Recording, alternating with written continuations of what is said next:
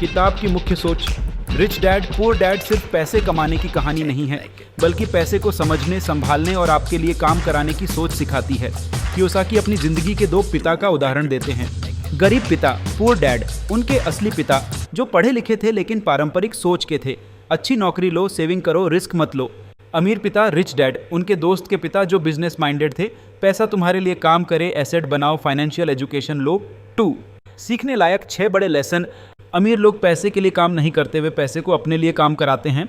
Job से मिलने वाली सैलरी लिमिटेड है, लेकिन बिजनेस और इन्वेस्टमेंट से इनकम अनलिमिटेड हो सकती है।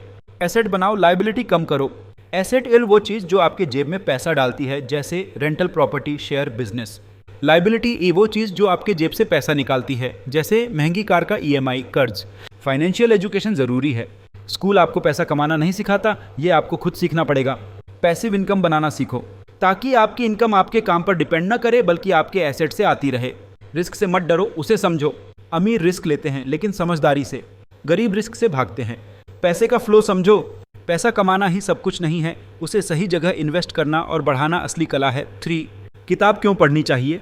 अगर आप पारंपरिक सोच, नौकरी, सेविंग, पेंशन से बाहर निकलकर बिजनेस और इन्वेस्टमेंट माइंडसेट बनाना चाहते हैं, अगर आप पैसे की भाषा, एसेट, लायबिलिटी, कैश फ्लो सीखना चाहते हैं, अगर आप फाइनेंशियल फ्रीडम पाना चाहते हैं। 4 किताब की कमजोरियाँ।